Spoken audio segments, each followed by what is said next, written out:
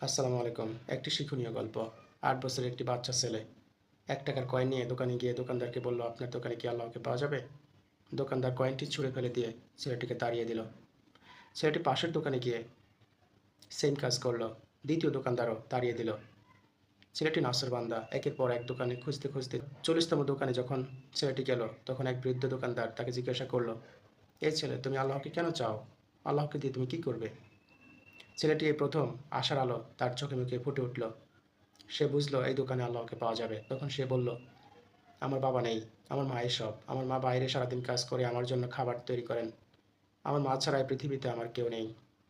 মা আজ অনেক দিন হয়েছে হাসপাতালে, খুব অসুস্থ। ডাক্তার বলেছে একমাত্র আল্লাহই পারে আমার মাকে বাঁচাতে। তাই আল্লাহর খোঁজে আপনার দোকানে ছুটে আসা। আপনার দোকানে কি আল্লাহকে পাওয়া যাবে?" বৃদ্ধ বলল, "হ্যাঁ। কত টাকা আছে তোমার কাছে আল্লাহকে কেনার জন্য?" ছেলেটি বলল, "মাত্র ৳১।"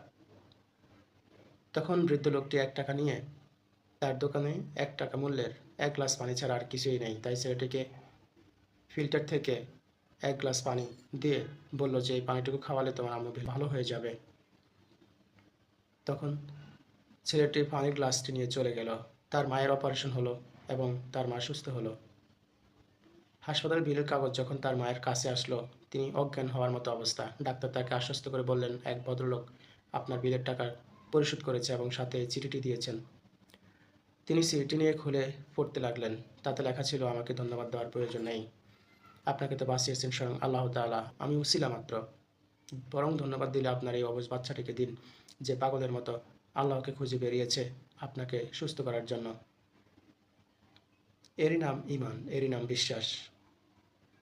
আল্লাহকে খুঁজে পেতে লক্ষ কোটি টাকা দান খয়রাত করতে হয় না। বিশ্বাস সহকারে আল্লাহকে খুঁজলে অবশ্যই পাওয়া যায়।"